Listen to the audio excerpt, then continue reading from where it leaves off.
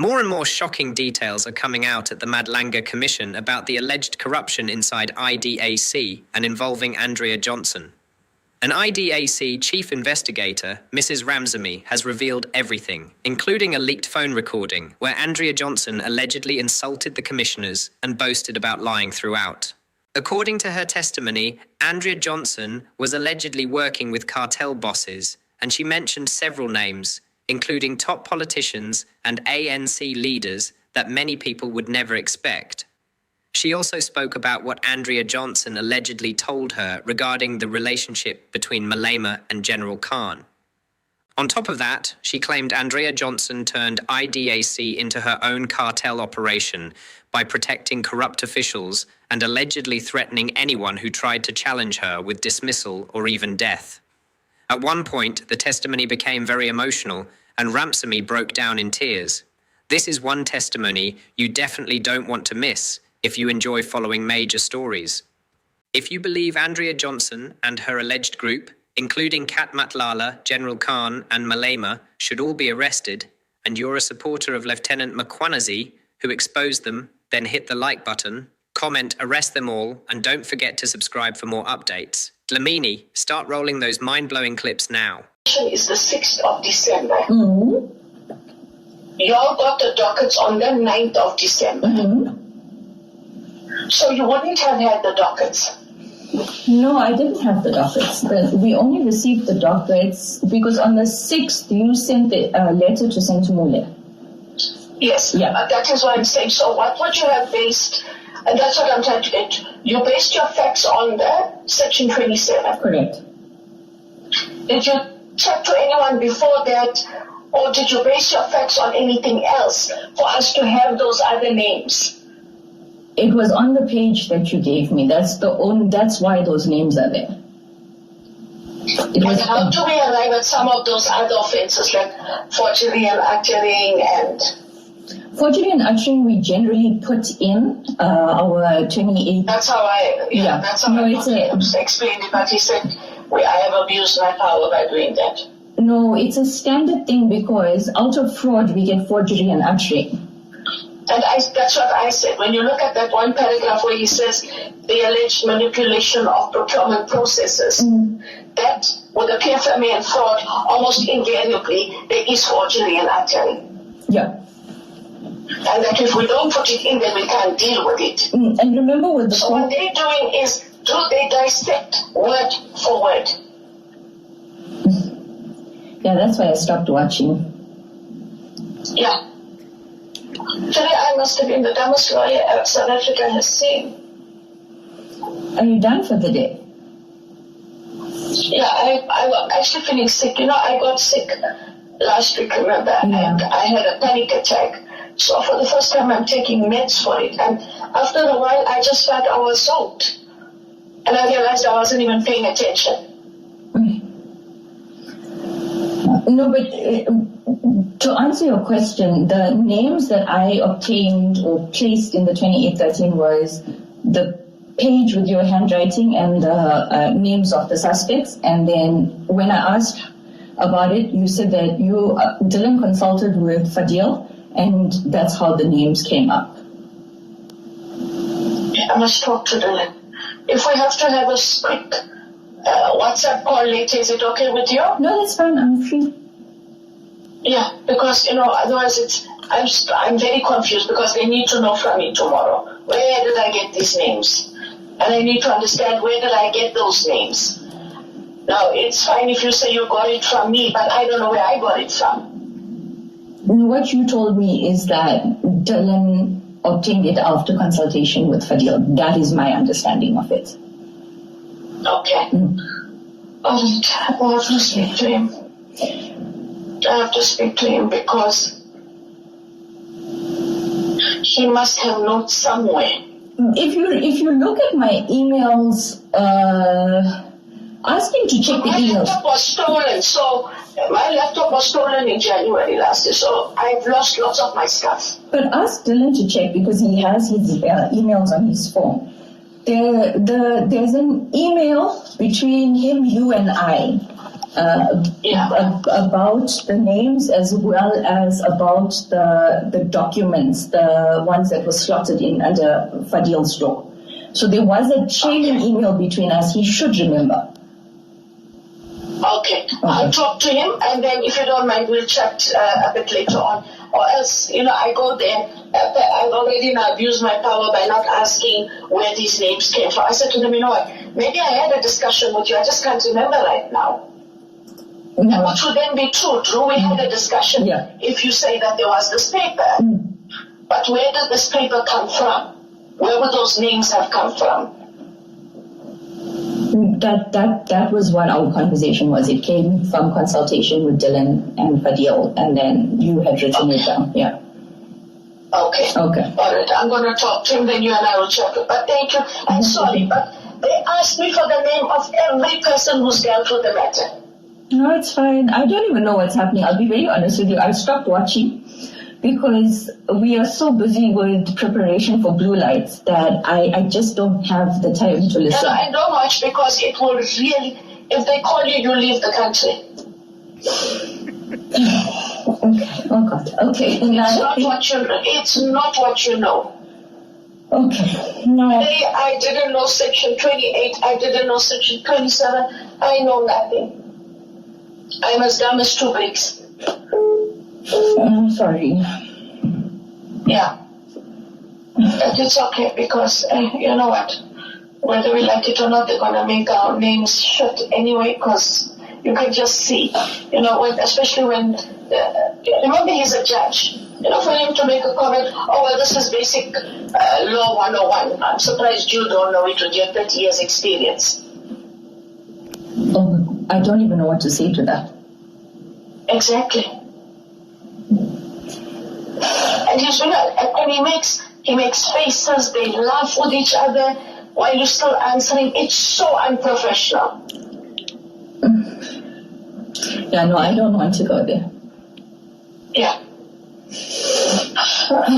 We'll see what we're all going to do, but it's just going to be a shit show. But I'm going to talk to Dylan quickly. Okay, but ask him to check my emails it must have been around the 11th, 12th or 13th of December because I went on leave on the 14th of December.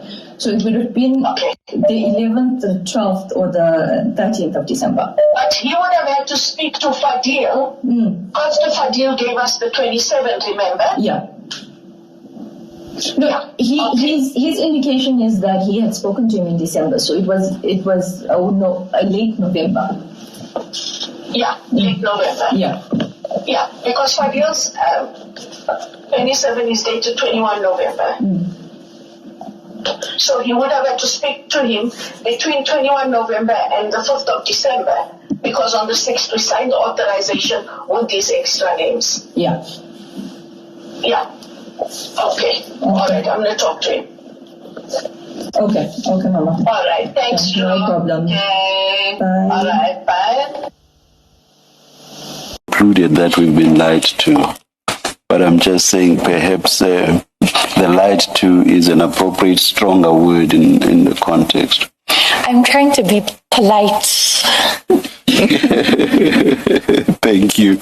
May I ask you to read the last sentence of paragraph 5. You did not read the have, if I'm not mistaken.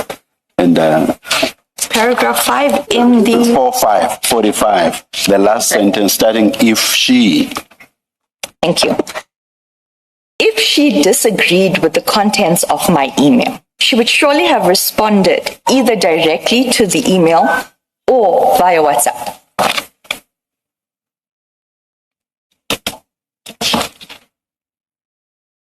Okay, we're just trying to locate the WhatsApp screenshot. I know that it had been provided to us where Advocate Johnson responds, and it should be in the exhibit bundle, but for some reason it's not in the electronic version, but we'll come back to it later. But we have seen it.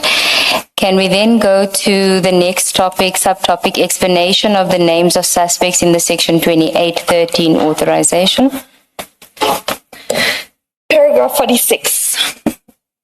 Another issue that warrants special mention is the issue raised by the Commission about the lack of substantiation of the names of the suspects listed in the Section 2813 authorization.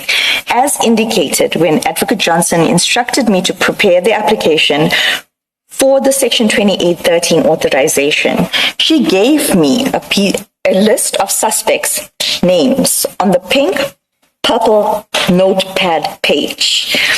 This has consistently been my version.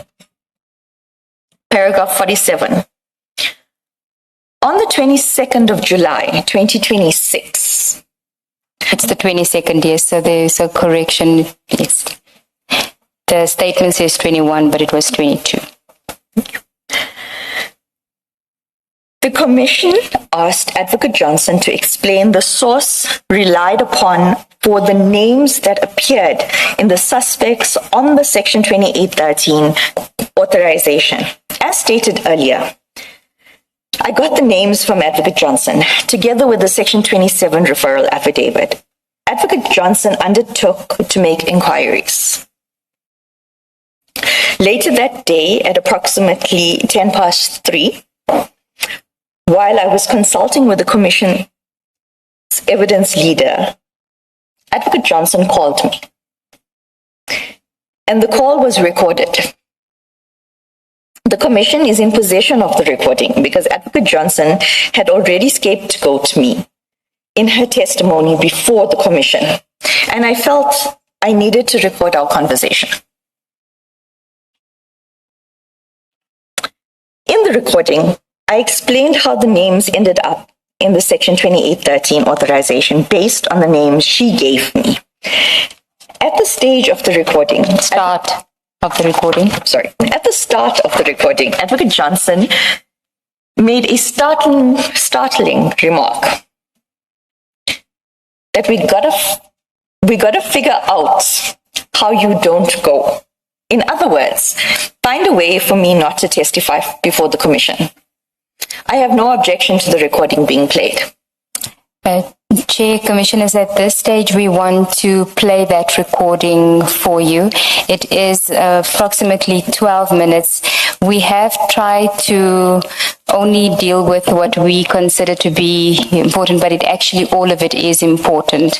And there may be a point that we do cut it where it has nothing to do with the subject matter. It deals with three aspects. Number one, what the witness had just indicated now, a comment that they must find a way not for her to testify before the Commission. The second, her being the witness before you now. The second issue is a debate or an exchange about the names, how the names came about in the 2813. And then there is some criticism that Advocate Johnson makes towards the Commission and the process that the Commission is following, which we don't think is relevant, but it may be that we have to play the entire recording so that it's not suggested that we are withholding anything insofar as the recording is concerned, Chair. And I believe that all three of us have very thick skins. I believe so too, Chair. Thank you. So if you just indulge us, we'll be listening to it for the next 10 to 12 minutes. Then speaking to somebody that was legally trained, a prosecutor, was there that level of engagement? Yes. When Mr. Perumal was not present or was not involved in the communication or was not influencing the decisions, Advocate Johnson was a very active legal mind. You would be able to engage, and she would speak about different things that she had done and how we can incorporate it and sections of acts. But then come Mr. Perumal, all of that is thrown out the door. And we are now doing things that we're not even supposed to be doing. And it is becoming an instruction. And Chair, from 2023, let me speak for me rather. No, I'm going to speak collectively as the prosecutors of IDAC, because we are all, majority of us are rocking in this boat. If you defy an instruction of Advocate Johnson, or you contradict her, the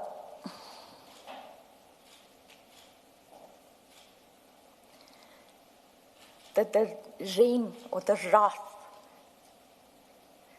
if you have to, may I speak about, if you have to go and check the records at the wellness program that NPA provides for its employees with regards to just work stress, home stress, counseling, you will be shocked at the amount of prosecutors and employees, admin staff from IDAC that are receiving counseling. Is that not because of the nature of the work you do? Just explain. No, Commissioner. Yeah, please explain. May I deviate? Am I allowed to deviate? Slightly. Slightly. Okay. If you don't follow the instructions, you receive emails of a nature that, when I was consulting with the DPCI officer, when I intended on making protected disclosure in June last year, I likened it to being treated worse than scullery maid. You would be internally investigated, unlawfully so. You would be made, I was made redundant for an entire period in 2023 because I objected to Mr. Perumal and Advocate Johnson. And it happened again this year because I objected. And when you say internal investigations, what mechanisms would she adopt? Okay, now I'm jumping ahead of my evidence. I apologize. Section 28, paragraph or portion of that page 10 is the signature of Mr. Matthew Sissoko. He is the head of investigations and operations, also known as the second in charge of our office. And then thereafter is the signature of Advocate A. Johnson, Investigating Director IDAC. Please note that the dates also indicate 16 October 2024. This is version 2. Yes, we can see there that version 1 is 18 December 2023, and then version 2, 16 October 2024. Correct. And could you just briefly tell us what the operations manual deals with? We are going to deal with it in detail later when we engage you on the processes, but if you could just give us a high-level summary of the document for now. The operational manual. Sorry, Ms. Am I speaking Ramsamy? too Yes, softly? and I apologize. closer, Okay. yes. The operational manual is supposed to, and I use the word very, supposed to, create structures in which the IDAC works. These structures are based in terms of Section 7 and 27, 28, and 29 of the NPA Act. It sets out procedures with regards to investigations, referrals from the NDPP, team constitutions, reporting lines, presentations, instructions on how presentations are supposed to be done, on briefings as and when investigations are in progress. Basically, it's the Bible of how a structure of our nature, or IDAC's nature, is supposed to work. And when I use the word supposedly, if I may, Advocate Segal, continue. Thank you.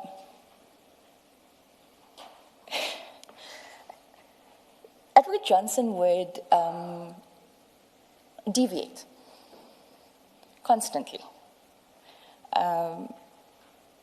It was a situation where we had this, but she would also have her own way of doing things with different groups, different investigations, different structures. So there was a constant deviation from what was in black and white. And it was always from her office that the deviation was done. And when the deviation was done, it always came with intimidation.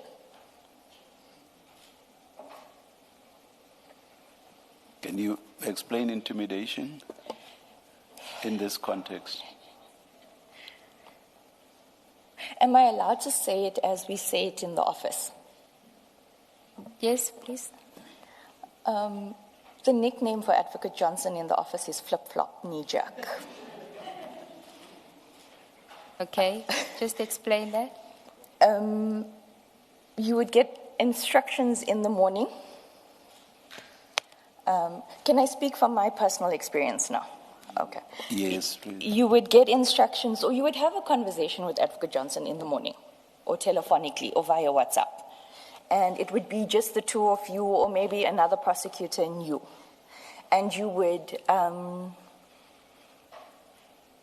find commonality, or you would explain the legalities, the processes. I mean, the elements of an offense changes, but the principles of law does not change. If you have a document in a murder matter, it doesn't change when you're trying to prove it in a corruption matter. So you would have those engagements with her. And then during the course of the day, there would be a conversation that would take place between Mr. Perumal and Dylan Perumal and Advocate Johnson. And the flip-flop would happen. So no matter how you explained it to her or how the decision was made in a rational manner, it would then change according to what Mr. Perumal wanted. And my evidence will show how that affected the investigations. And when you were engaging Advocate Johnson without